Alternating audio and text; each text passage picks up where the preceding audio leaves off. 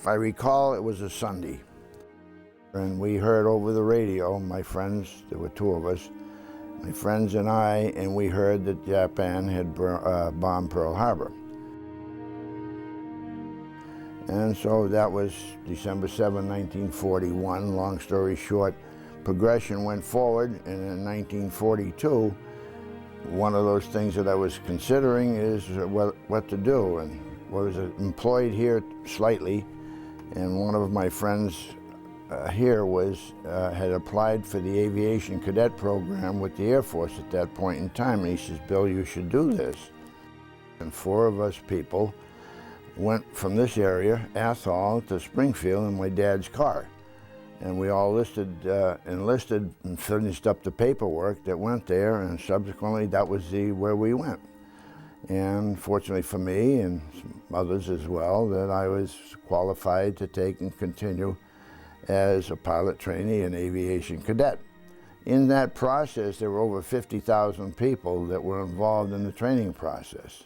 And in March of 1944 is when I received my pilot's wings and was commissioned as second lieutenant in the Air Force. Then I was required to report to Sebring, Florida, to go through flight training in a B-17 Flying Fortress.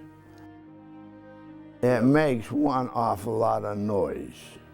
A lot of noise. There's four engines out there, 1,250 horsepower Wrights, or whichever they put in that aircraft. The B-17, they built 13,000 plus in World War II. And the structure of the 8th Air Force at that point in time said, whatever the missions were going to be. My bomb group flew 330 missions from late 42 to 1945. And it would not be uncommon to fly 2 or 3 days in a row. We went to fly the missions. We knew we were going to go to take and have a hazardous point of interest. Somebody's not going to like us out there very much. When you returned, it was just another day. It was a job. If you're a wingman, you're flying in a position here, and you're here, and you're trying to establish the same position he is here in flight, airspeed, attitude, you're jockeying all the time. Because you're supposed to stay, particularly as you approach the target closer and closer, get as close as you can possibly to the lead plane, because the lead plane's bombardier is going to drop the bombs, and when he drops the bombs, you're going to drop them the same way. Oh, in April, I think about April 14th, give or take, 1945, I flew my last one, and therefore I was grounded, and I remained on the base for the time being because they were going to transfer me back to the United States. Many, many people are entitled to this award, but they have other qualifications that they've got to meet before it makes it happen. I got to thinking, we got the air show out here. They do award the Legion of Honor medal to Holmes.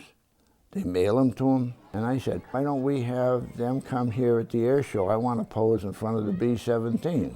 And that, I got the answer back from the assistant to the Consul General that he's very busy that week, but yes, he'll be there. Monsieur Vincent Bill Purple, au nom de la République française, nous vous remettons les insignes de chevalier de la Légion d'honneur. So I'm thinking this is a very great pleasure, no question. It's just fun to think about it the other way around. Here's a nut from Athol going to have something like this happen, and but very, very sincere. I do say this, and I said it many times already over the weekend. If you didn't get hurt bad, it was the greatest experience you could ever have.